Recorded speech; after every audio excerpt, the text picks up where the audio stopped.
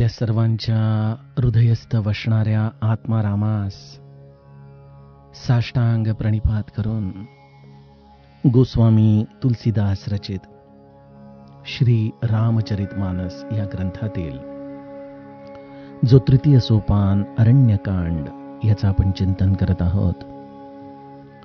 सज्जन हो, हे आपलाच कथा चिंतन क्रमांक 802.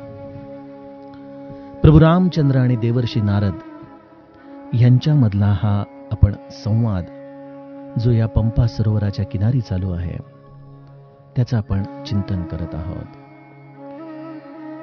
देवर्षी नारदांच्या मनामध्ये एक शल्य आहे आणि ते म्हणजे जेव्हा प्रभू रामचंद्रांच्या मायेने देवर्षी नारद मोहित झाले होते त्यावेळेला ते खरं तर विवाह करू इच्छित होते विश्वमोहिनीशी, जे हे भगवंतानीच रचलेलं एक नाट्य होतं नारदांच्या अंतःकरणामध्ये असलेल्या अहंकाराचे तण काढण्यासाठी.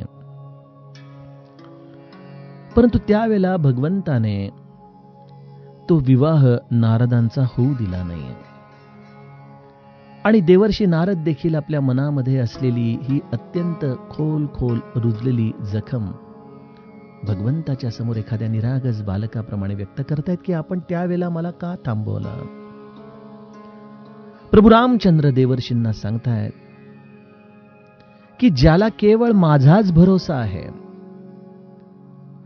तो माझं कशा प्रकारचं लेकरू आहे जे पूर्णपणे आईवरती अवलंबून आहे.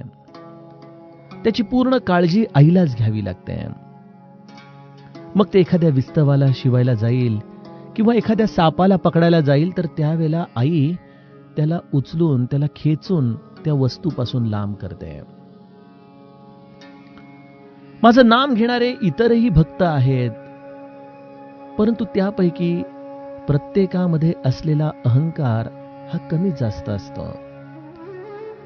मी केवळ त्याच्याच हृदयामध्ये प्रवेश करू शकतो ज्याच्या हृदयामध्ये अहंकार नाही.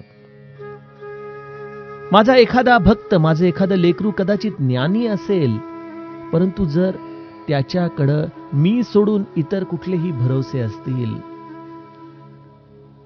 तर मी त्याला त्याच्याच शक्तीवरती सोडून देतो आणि जो संपूर्णपणे माझ्यावरती विसंबून आहे अशा भक्ताचं मी सदोदित रक्षण करत असतो.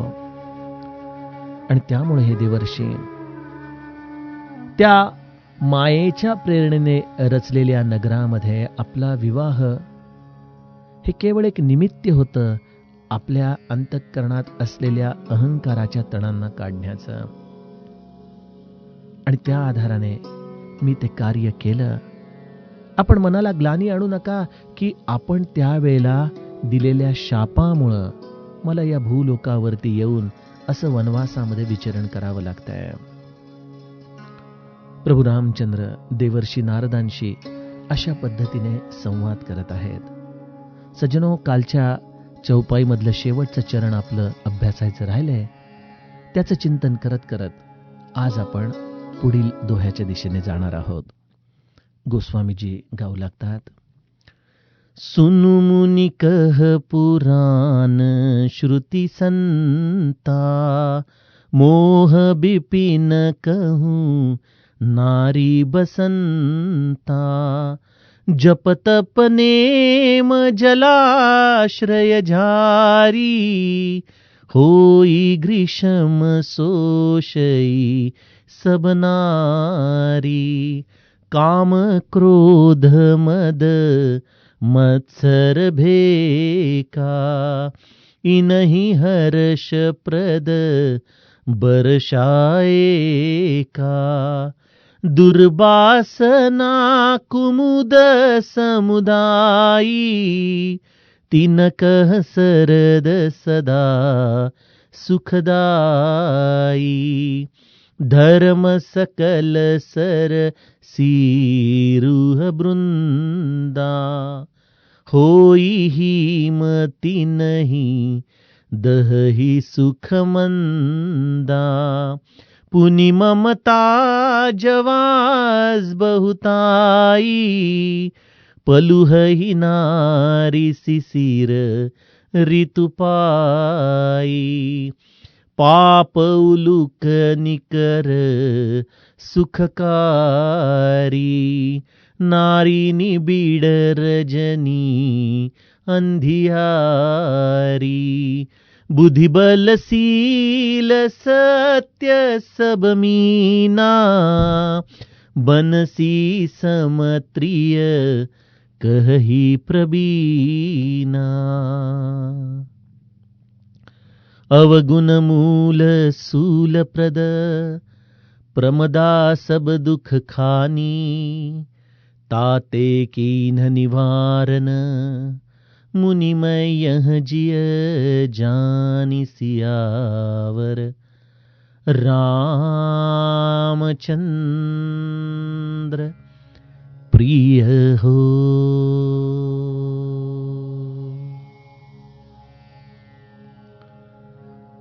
सज्जनों, प्रभू रामचंद्र देवर्षी नारदांना आपल्या या दोन भक्तांची अवस्था सांगत आहेत. एक भक्त जो संपूर्णपणे प्रभू रामचंद्रांच्या वरतीच अवलंबून आहे, ज्याला इतर कोणाचा भरोसाच नाही, कोणाचा आधारच नाही, अशा भक्ताविषयी प्रभू रामचंद्र एखाद्या आईसारखं अखंड त्याचा सांभाळ करत असतात. जसं आईला आपलं हे नवजात बालक त्याची अत्यंतिक काळजी वाटत असते, त्याची भूक, त्याची झोप. श्री महाराज म्हणायचे की अनुसंधान कसं असावं, तर ते नुकतीच बाळांपणासाठी हून माहेरून सासरी गेलेली मुलगी जशी सासरी घरकाम करत असताना पाळण्यामध्ये झोपलेल्या आपल्या बाळाशी जसं तिचं अनुसंधान असतं, तसं आपण भगवंताशी ठेवावं. त्या बाळाने नुसतं हू की चूक जरी केलं तरी परसामध्ये असलेली आई मनामध्ये जाणते की बाळ उठलं आहे. समर्थांच्या 5व्या दशकातला एक श्लोक डोळ्यासमोर येतो की शरणागताची वाहे चिंता, तो एक सद्गुरु दाता, जैसे बालक वाढवी माता, नाना यत्ने करुनी. असा हा संपूर्ण शरणागत झालेला, ज्याला स्वतःचं हित अहित काहीच कळत नाही, जो केवळ प्रभू रामचंद्रांवरतीच अवलंबून आहे. ज्याप्रमाणे माझा लक्ष्मण, बघा लक्ष्मणाला जेव्हा प्रभू रामचंद्रांनी प्रबोध केलं अयोध्यामध्ये की लक्ष्मणा तू माझ्या बरोबर येऊ नको, अरे अयोध्या अनाथ होईल. एक लक्षात घे, आपल्या राज्याला, आपल्या प्रजेला अनाथ करणाऱ्या राजाला शेकडो वर्ष नरकामध्ये पडावं लागतं. लक्ष्मणाने हे सर्व ऐकून घेतलं आणि त्याने प्रभू रामचंद्रांना केवळ एकच विनंती केली की लहानपणापासून मी तुमच्या केवळ सावलीमध्ये वाढत आलेलो आहे. आपण दिलेला बोध हा अत्यंत योग्य आहे, परंतु तुम्ही तो बोध अशा व्यक्तीला द्या ज्याला काहीतरी प्राप्त करायचंय. मी एक अजाण बालक आहे जो संपूर्णपणे तुमच्यावरती अवलंबून आहे. मला एकच सांगा प्रभू की असा तुमच्यावरती संपूर्ण अवलंबून असलेला जीव देखील त्यागण्यासाठी योग्य आहे का? जर तसं असेल तुम्ही मला जरूर त्यागा, पण तुमच्याशिवाय माझं कोणी नाही, कोणी नाही. काय काकुळती आहे लक्ष्मणाच्या सांगण्यात. प्रभू रामचंद्राने मागचा पुढचा कुठला विचार केला नाही आणि सांगितलं जा सुमित्रेची परवानगी घेऊन ये.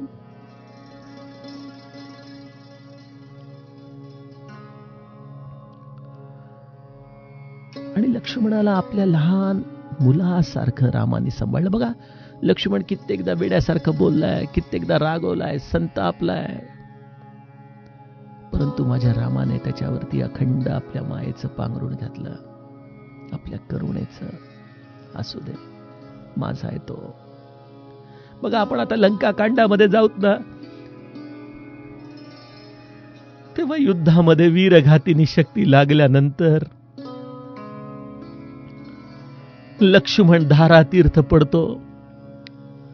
हनुमंत लक्ष्मणाला उचलून रामाजवळ आणतो आणि राम रात्रभर त्याला आपल्या मांडीवरती त्याचं डोकं घेऊन, लक्ष्मणा उठ उठ लक्ष्मणा, अरे मी काय सांगू तुझ्या आईला, काय प्रजेला उत्तर देऊ, काय सांगू मी उर्मिलेला.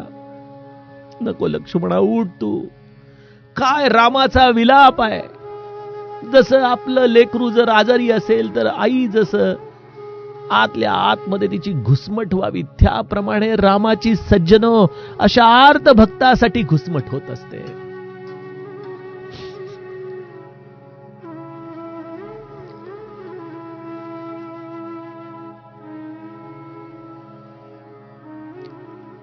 भगवंताची भक्ती अशी आर्ततेने अशा बालकासारखी करावी बघा.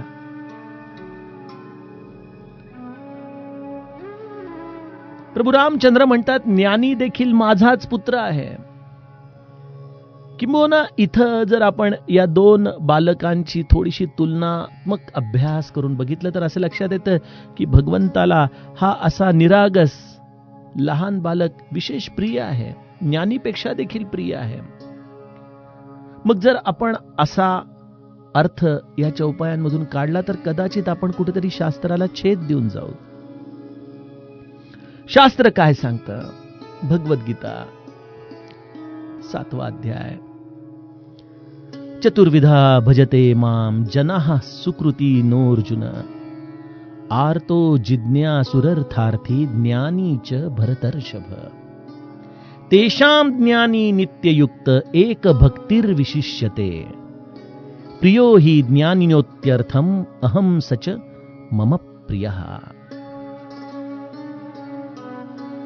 भगवान श्रीकृष्ण म्हणतात की हे भरतवंशीयांमध्ये श्रेष्ठ अर्जुना ऐक, उत्तम कर्म करणारे अर्थार्थी, आर्त, जिज्ञासू आणि ज्ञानी असे 4 प्रकारचे भक्त मला भजतात. बघा गोस्वामीजींचं हे रामायण आहे ना सज्जनो, हे बऱ्याच चौपाया तंतोतंत रामायणातल्या आणि भगवद्गीतेतल्या सारख्या आहेत. आता ही जो श्लोक मी तुम्हाला 7व्या अध्यायातला सांगतोय की चतुर्विधा भजते माम, यावरती जर आपण नामवंदनेमध्ये गेलो तर आपल्याला एक चौपाई सापडेल. जप ही नामुजन आरत भारी मिटही कुसंकट हो ही सुखारी राम भगत जग 4 प्रकारा. 4 प्रकारचे भक्त आहेत. सुकृती 4 अनघ उदारा, आणि हे 4ही जण अत्यंत चांगल्या स्वभावाचे, चांगल्या कर्मांचे, अत्यंत पुण्यवंत असे माझे भक्त आहेत. म्हणजे या श्लोकाचा तंतोतंत अर्थ, तंतोतंत आधार गोस्वामीजींनी घेतलाय. परंतु माझा मुख्य मुद्दा पुढे आहे. पुढच्या श्लोकामध्ये प्रभू रामचंद्र म्हणतात की त्यापैकी नेहमी माझ्या ठिकाणी ऐक्य भावाने स्थित असलेल्या अनन्य प्रेम भक्ती असलेला ज्ञानी भक्त हा अतिउत्तम होय. कारण मला तत्वतः जाणणारा ज्ञानी मला अत्यंत प्रिय आहे आणि तो देखील माझ्यावरती अत्यंत प्रेम करतो. ज्ञानी भक्त भगवंताला अत्यंत प्रिय आहे असं भगवद्गीता म्हणते. गोस्वामीजी देखील त्याचंच अनुमोदन पुढच्या चौपाईमध्ये करताना काय म्हणतात की चहु चतुर कहु नाम आधारा. हे 4ही जण भगवंताला अत्यंत प्रिय आहेत कारण ते 4ही जणांना केवळ नामाचा आधार आहे. परंतु त्यामध्ये ज्ञानी प्रभू ही विशेष प्यारा. परंतु ज्ञानी भक्त हा भगवंताला विशेष प्रिय आहे असं शास्त्र सांगतं. मग आता हा शास्त्राधार घेतला आणि आपण आत्ता चिंतन करत असलेलं लहान निरागस बालक आणि ज्ञानी बालक यांच्यामध्ये जी भगवंताने भूमिका सांगितली, त्यामध्ये भगवंत म्हणतो की ज्याला केवळ माझाच भरोसा आहे अशा निरागस बालकाला मी माझ्या डोळ्यांसारखं सांभाळतो. जसं पापणी बुबुळांचा सांभाळ करते त्याप्रमाणे अशा भक्ताला मी सांभाळतो. मग हा शास्त्र विरोध झाला का? हा विरोधाभास झाला का? प्रश्न तर अगदी योग्य आहे. परंतु भगवद्गीता आणि गोस्वामीजींचं हे श्री रामचरितमानस हे कधीच एकमेकांपासून वेगळं होऊ शकत नाही. कारण प्रभू रामचंद्रांनी जे इथं सांगितलं, जे या निरागस बालकाची अवस्था सांगितली, तीच अवस्था ज्ञानी भक्ताची भगवद्गीता सांगते. काय सांगते? प्रियो हि ज्ञानिन्योत्यर्थम अहम सच मम प्रियः. त्यापैकी नेहमी माझ्या ठिकाणी ऐक्य भावाने स्थित असलेला. ऐक्य भाव म्हणजे तिथं द्वैत नाहीच. जसं बालकाला स्वतःचं अस्तित्व नाही, त्याला सर्व अस्तित्व म्हणजे आईच आहे. किंबहुना जन्माला आलेल्या बालकाला तरी द्वैत भावनेने दाखवता येईल, जे आईच्या गर्भामध्ये आहे, ज्याला भोजन देखील आईच्या नाळेतूनच जातं, आई जे खाईल तेच त्याला मिळतं, असा आईवरती संपूर्ण अवलंबून असलेला असा ऐक्य रूपाचा भक्त, तो भगवंताच्या दृष्टीने खरा ज्ञानी भक्त आहे. हे श्री महाराज आपल्याला सांगताना म्हणतात की मला काहीच कळत नाही. हे ज्याला खऱ्या अर्थाने कळालं त्यालाच सर्व कळालं. सज्जनो, निरागसता, लहान मूल होऊन जगण्याची ही कला, ही ज्ञानाची सर्वोत्तम अवस्था आहे. आणि या उलट माझ्यासारखा मनुष्य जो केवळ शब्द पांडित्य सांगतोय, ज्याला कदाचित अनेक आधार आहेत आणि हे आधार त्याला राम भजनामध्ये बांधून ठेवतात, जो रामावरती संपूर्णपणे आपला भार टाकू शकत नाही, ज्याला आपल्या बुद्धीचा भरोसा आहे, ज्याला आपल्या लौकिकाचा भरोसा आहे, ज्याला आपल्या असलेल्या या देहाचा भरोसा आहे. आणि त्यामुळं आम्ही राम भजनामध्ये समरस होऊ शकत नाही. परंतु ह्या उलट एखादा वेडा अप्पांसारखा श्री महाराजांकडे येणारा, ज्याला कळत काही नाहीये, परंतु महाराजांच्याकडे बघत राहणं एवढंच ज्याला कळतं. पटाईत मावशी श्री महाराजांच्याकडं प्रवचनाला येऊन बसायची, महाराजांच्या चेहऱ्याकडे नुसती आ वासून बघत बसायची प्रवचनभर. आणि मग प्रवचन झाल्यानंतर नमस्कार करायल्यानंतर महाराज हसून विचारायचे, काय मावशी कळालं का काही? गणूबुवा, मला काय कळतं ग म्हातारीला, आता सगळं डोक्यावरून जातं बघ. अगं मग बसतेस कशाला, काही कळत नाही तर? नाही, तुमच्या चेहऱ्याकडे बघण्यामध्ये जो आनंद आहे, कळो न जाणे काय होतं, बघत राहावंसं वाटतं. महाराज हसले. ते म्हणाले, मावशे, हे सांगितलं ना ते तुझ्यासाठी नाहीच आहे. तुझं काम वेगळंच आहे. तुला त्याच्यासाठी ह्याची गरजच नाही. असो गुरु ठाई अनन्यता, मग तुझं काय सिरी चिंता, वेगळेपणे अभक्ता उरोची नये. समर्थ आत्मनिवेदनामध्ये सांगतात, गुरुपासून वेगळं नाहीच. तुम्ही जे काही ज्ञान सांगताय ते सगळं ज्यांना काही साधायचं आहे त्यांच्यासाठी ठीक आहे. आम्हाला तुम्हीच साध्य आहात. आता तुमच्या पलीकडे जाऊन काय साधायचं? त्यामुळे तुम्ही काय सांगता, कुठले ग्रंथ, कुठली तत्व, काही कळत नाही. प्रभो, ही आता मती मंद होऊन गेलीये. आता केवळ तुमचा आधार आहे. अशी मनाची ज्याची धारणा होते ना सज्जनो, त्याच्याच अंतरंगामध्ये ते ज्ञान प्रगटतं जे बुद्धीच्या आधाराने कधीच कोणाला प्राप्त होऊ शकत नाही, जे बाह्यांगाने कधीच कोणाला प्राप्त होत नाही.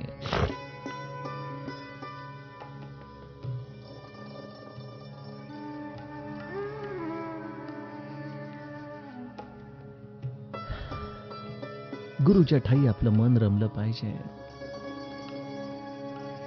परंतु या मनाचा गुणधर्म काय आहे? तुम्ही आपल्या मनाचा कधी विचार केला आहे का? जरी मनामध्ये अनंत विचार असले, जरी मन हे मनासी टाकिले मागे गतीसी तुलना नसे, असं ज्या आपण हनुमंताचं वर्णन करतो, अशा या मनाचा वेग हा म्हणजे स्पर्धा करण्यासाठी केवळ हनुमंत हा एकच त्याच्यासमोर विजेता आहे. बाकी समस्त जीव हे मनाच्या मागे धावणारे आहेत. असं मन भगवंताच्या ठाई स्थिरावण्यासाठी या मनामध्ये एक आपल्याला बदल घडवून आणावा लागतो. मनाचा गुणधर्म नीट समजून घ्या.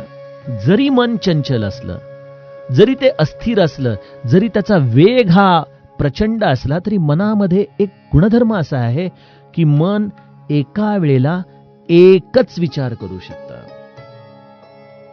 आपल्या मनामध्ये एका वेळेला दोन विचार नाही होऊ शकत. मनामध्ये एका वेळेला एकच विचार होईल. कदाचित दोन विचारांमधलं अंतर अत्यंत कमी असल्यामुळे आपल्याला असं वाटेल की अरे दोन विचार चालू आहेत.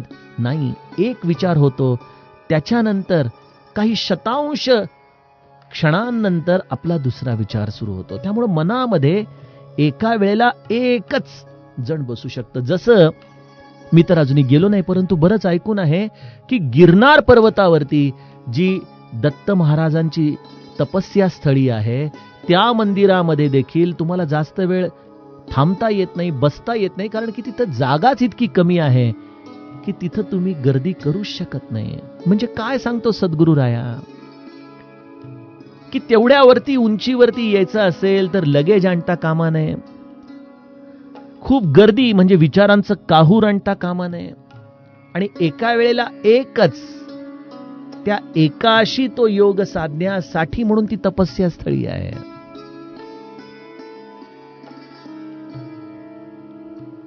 मग आपल्या मनामध्ये या एका वेळेला एक विचार करण्यासाठी आपल्याला सर्वप्रथम आपल्या जीवनातल्या इतर सर्व गोष्टींचं मूल्यांकन करायला पाहिजे की आपल्या मनामध्ये नेमके हे विचार घुसण्याचा जो प्रयत्न करत आहेत त्या विचारांचं खरंच मूल्य आहे का. जसं एखाद्या मोठ्या समारंभामध्ये अनेक लोकांना त्या कार्यक्रमामध्ये यायचं असतं, परंतु तो केवळ निमंत्रितांसाठी असतो. त्यामुळे बाहेर जरी खूप गर्दी असली तरी आतमध्ये प्रवेश मात्र ज्याला बोलवलं आहे त्यालाच मिळतो. आता इथं प्रभू रामचंद्र जो या स्त्रीच्या आधाराने उपदेश देत आहेत तो सज्जनो प्रापंचिकांसाठी नाही, बहुजन समाजासाठी नाही, तो देवर्षी नारदांसाठी दिलेला वैयक्तिक उपदेश आहे. हे लक्षात घ्या. कालच आमचा सचिन दादानी मला फोन करून विचारलं की अरे दादा म्हणे आत्ता तर स्त्रीला आई रूपामध्ये बघितलं आणि लगेच गोस्वामीजी स्त्रीची एवढी प्रकारे आपल्याला भूमिका या पुढच्या चौपायांमध्ये सांगतायत. किमुना प्रभू रामचंद्र तर म्हणतात की अवगुण मूल सूल प्रद प्रमदा सब दुख खानी ताते कीन निवारण मुनिमय यह जिय जानी. तेव्हा मी विचार केला की प्रभू रामचंद्र जेव्हा म्हणतात की तरुण स्त्री ही अवगुणांची मूळ आहे, पीडा देणारी आहे, सर्व दुःखाची खाण आहे, मला श्री महाराजांचं वाक्य लक्षात आलं. जेव्हा ब्रह्मानंद महाराजांच्या जवळ आले तेव्हा महाराज म्हणाले, अहो तुम्ही संन्यासी, वैरागी, ब्रह्मचारी, आम्ही इथं 2 लग्न करून बसलो, आम्ही तुमचे गुरु कसे होणार बरं. प्रभू रामचंद्र देखील इथं तरुण स्त्री अवगुणांची खाण, मूळ, पीडा देणारी म्हणतायत, परंतु सीताजींवरती असलेलं प्रभू रामचंद्रांचं प्रेम याविषयी आपल्या मनामध्ये काही शंका असू शकेल का? अर्थातच नाही. मग ह्याचा अर्थ असा निघतो की हा वैयक्तिक उपदेश आहे देवर्षी नारदांसाठी. सज्जनो, सद्गुरू जरी प्रत्येकासाठी समान असला तरी प्रत्येकाच्या जीवनाची अवस्था बघून त्याच्याप्रमाणेच सद्गुरू राया त्यांना जीवन जगण्याचा बोध देत असतो. बघा, श्री महाराजांच्याकडे ब्रह्मानंद आले, ब्रह्मचारी. आनंद सागर जितका काळ त्यांच्याकडे होते तेवढा वेळ ब्रह्मचारी. रामानंद महाराज आले, ब्रह्मचारी. परंतु ह्यांच्यापैकी ब्रह्मानंदांना श्री महाराजांनी कधी विवाह करा असं सांगितलं नाही. आनंद सागर आणि रामानंद महाराजांना मात्र अगदी जबरदस्तीने बोहल्यावरती श्री महाराजांनी उभं केलं. मग जर सर्वांसाठी एकच उपदेश असता तर कदाचित ब्रह्मानंदांना देखील विवाहासाठी श्री महाराजांनी उभं करायला पाहिजे होतं, परंतु नाही. श्री महाराज पूज्य ब्रह्मानंद महाराजांचा अधिकार जाणून एका ठिकाणी काय म्हणाले की माझ्याकडं शुकदेवांसारखा भागवताचार्य आहे, तुमच्याकडं परीक्षितासारखा कथा ऐकून मरायला तयार झालेला कोणी श्रोता असेल तर मला सांगा, माझा ब्रह्मानंद येऊन तिथं श्रीमद भागवत सांगेल. काय अधिकार आहे. काय ओळख आहे ब्रह्मानंदांची. आणि त्यामुळं देवर्षी नारद या एका भगवत भक्ताला हा उपदेश आहे की तुम्ही विश्वमोहिनीशी विवाह करू इच्छित होता, परंतु देवर्षी तुमच्या जीवनामध्ये विवाह हे तुमचं ध्येय नाही. अहो, तुम्ही स्वतः एका ठिकाणी स्थिर राहू शकत नाही. आणि तो शाप नाहीये, तो अनुग्रह आहे आमचा. कारण या त्रैलोक्यामध्ये संकटामध्ये धावून जाणारे तुम्हीच आहात. जर तुम्ही नसता तर वाल्याचा वाल्मिकी कसा झाला असता, आणि वाल्मिकींनी जर रामायण लिहिलं नसतं तर मी कसा आलो असतो. त्यामुळे गृहस्थाश्रम तुमच्यासाठी नाही बरं. आणि मग गृहस्थाश्रमाचं वमन होण्यासाठी मी तुम्हाला सांगतो की विश्वमोहिनीशी विवाह करणं हे तुम्ही तुमच्या मनातून काढून टाका. एकदाच कायमस्वरूपी वमन करून टाका या भावनेचं की आपल्या जीवनाचा हेतू, आपल्या जीवनाचा उद्देश यामध्ये गृहस्थाश्रम आणि स्त्रीपासून मिळणारं सुख हेच मुळी आपल्यासाठी सगळ्यात मोठा अडथळा आहे. ऐका देवर्षी, की जो वैरागी आहे, जो तुमच्यासारखा संन्यस्त आहे, अशा व्यक्तीने तर स्त्रीचा विशेष संग टाळावा. कारण की स्त्रीचा स्वभाव, तिचं दर्शन, तिचे हावभाव हे अशा संन्यस्त व्यक्तीच्या मनामध्ये मोहरूपी मन विकसित करतात आणि त्यांच्यासाठी ही स्त्री वसंत ऋतूसारखी होते. आणि मग अशा व्यक्तीचं सर्व जप जाप्य, त्याचं असलेलं तपस्या उपासना हे सर्व काही या वसंत ऋतूमध्ये ही स्त्री या वैरागी पुरुषाच्या आयुष्यातून असं खेचून घेते. आणि की जसं काही ग्रीष्म ऋतूमध्ये या सर्व जलाचं शोषण झाल्यामुळं अत्यंत ओबडधोबड दिसणारे हे तलाव आपल्याला दिसतात. सज्जनो, आपण तर बघतोच आजच्या काळामध्ये की अनेक संन्यस्त व्यक्ती देखील या स्त्रीच्या पायी अशा पद्धतीने आपल्या जीवनाच्या हेतूपासून, उद्देशापासून खाली घसरतात बघा. आणि भगवंताला अमान्य आहे तो दंभ. जर तुम्ही तसे आहात तर तुम्ही जगासमोर देखील तसेच राहा. तुम्ही जगासमोर ब्रह्मचारी संन्यस्त असण्याचा आव आणून आपल्या मनामध्ये विषय चिंतन जर करणार असाल तर हा द्वैत भाव माझ्या दरबारामध्ये कसा रुजू होईल बरं. त्यामुळे हे देवर्षी, स्त्रीचा संग हा तुमच्यासारख्या व्यक्तित्वासाठी म्हणून मी टाळायचा तुम्हाला उपदेश करतोय. या मोहरूपी वनामध्ये ग्रीष्म ऋतूच्या पश्चात वर्षा ऋतू येते. आणि या वर्षा ऋतूमध्ये या स्त्रीचं प्रेम त्या पुरुषाला मिळतं.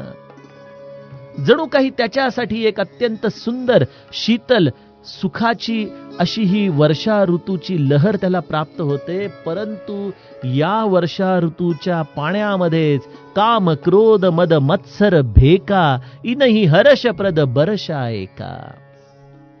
त्यामध्ये काम क्रोध मद मत्सर इत्यादी बेडकासारख्या या गोष्टी आहेत ज्या डराव डराव करतायत, अनेक वेळेला तुमचं मन खेचून घेतायत.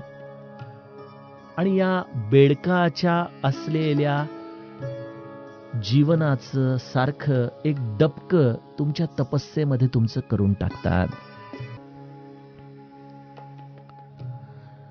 वर्षा ऋतू संपला, शरद ऋतू आला, परंतु वासना आता अशी काही जीवनामध्ये स्थिरावलेली आहे की या वासना कुमुदांचे समूह अवतीभोवती जीवनामध्ये राहतात. अशा या दुर्गंधीमध्ये तुम्ही साधन कसं करणार, कसं राहणार तुम्ही देवर्षी. अहो, त्यानंतर येणारा हिम ऋतूमध्ये खरं तर तुमच्यासारख्या अत्यंत धर्मशील संतांनी कमळासारखं अखंड प्रफुल्लित राहिलं पाहिजे. परंतु या स्त्रीच्या संगामुळे मांडलेल्या संसारातून, प्रपंचातून तुमच्या या धर्मशीलतेचे हे कमळ अशा पद्धतीने आकुंचित पावतात जसे हिम ऋतूमध्ये कमलदलांची अवस्था व्हावी. आणि त्यावेळेला काटेरी झाडं जी तांबड्या धमास्यासारखी असतात, जी खरं तर पावसामध्ये इतर झाडांच्या बरोबर हिरवीगार झाली पाहिजेत, परंतु नाही. सर्व पावसाळा संपला आणि त्यानंतर त्यांच्यामध्ये हा हिरवेगारपणा येतो.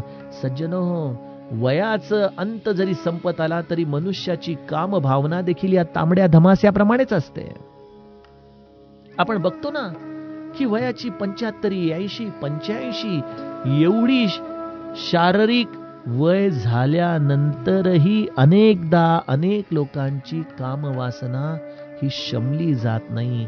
तांबड्या धमासासारखी जीवनाच्या तारुण्यामध्ये खरं तर बहरणारी ही गोष्ट, परंतु त्याच्यानंतर देखील जीवनामध्ये ही अशा पद्धतीने एक विकृती आपल्याला दाखवत असते. त्यामुळे देवर्षी नारद, तुम्ही आपल्या मनामध्ये हे शल्य ठेवू नका. तो उपदेश तुमच्यासाठी नाही, हा गृहस्थाश्रम तुमच्यासाठी नाही. आणि मग अशा या विश्वमोहिनीच्या संसारामध्ये कदाचित जे 2 घटिकेचं सुख तुम्हाला मिळणार होतं, परंतु हे 2 घटिकेचं सुख तुमच्यासाठी समस्त जीवनाची रात्र करून गेलं असतं. पाप उलुक निकर सुखकारी, नारी निबिड रजनी अंधियारी, बुद्धिबल सील सत्य सब मीना, बनसी समत्रिय कहही प्रवीणा. त्यामुळे ही पापरूपी घुबडांच्या समूहासाठी ही स्त्री सुख देणारी घोर अंधकारमय रात्र आहे संन्यासासाठी. बुद्धी, बल, शील, सत्य या सर्व गोष्टी आपल्या जीवनातून हरण करून आपल्या स्वार्थाला जागृत करणाऱ्या या प्रपंचाची अवस्था संन्यासाला जर कोणी देत असेल तर ते केवळ एका स्त्री संघामुळे होतं. आणि त्यामुळं विश्वमोहिनीसारखी तरुण सुंदर स्त्री ही तुमच्यासाठी, तुमच्या साधनेसाठी, तुमच्या कल्याणासाठी आणि तुमच्या कार्यासाठी ही एक खूप मोठी बाध्यता होती. ती तुमच्यासाठी सर्व दुःखाची खाण ठरली असती. म्हणून हे मुनिवर, मी मनात असे विचार करून तुम्हाला, हा शब्द त्यामधला महत्वाचा आहे, ताते कीन निवारण मुनिमय यह जिय जानी. हे केवळ तुमच्यासाठी मी हा सगळा विचार केला आणि तो विचार करून मी त्यावेळेला तुम्हाला हे वानराचं रूप दिलं आणि त्यातूनच मला हा शाप तुमच्याकडून प्राप्त झाला. आणि त्यासाठी खरं तर मी आपली कृतज्ञता व्यक्त करतो की या मायेच्या प्रभावामधून तुमचे अहंकाराचे तण दूर तर झालेच, परंतु त्याच्याबरोबर मला या निर्गुण निराकारातून सगुण साकार होण्याचं एक निमित्त प्राप्त झालं. आणि त्यामुळं हे देवर्षी, या विश्वमोहिनी रूपी भावनेचं आता तुम्ही कायम स्वरूपी वमन करून टाका. हा श्रीरामाचा देवर्षी नारदांसाठीचा उपदेश आहे बरं का. आपण सामान्य प्रापंचिकांनी नीतीच्या मार्गाने राहावं. आपल्या असलेल्या या जैविक वासना आणि या गृहस्थाश्रमाच्या सीमारेषांमध्ये राहून भगवंताचं नाम घेत आपण आपल्या जीवनाला देखील या संन्यस्त वृत्तीने जगू शकतो. आणि त्यामुळं कोणावर तरी दोषारोपण करून जीवनामध्ये सहज भावनेपासून दूर होण्याचा कधीच कोणी प्रयत्न करू नये. हाच विवेकाचा मार्ग प्रभू रामचंद्र आपल्याला सांगत आहेत. सज्जनहो, तो बोध आपल्या अंतःकरणामध्ये घट्ट धरावा. आता इथून पुढील कथाभाग आपण उद्याच्या कथा चिंतनामध्ये बघूया. जानकी जीवन स्मरण जय जय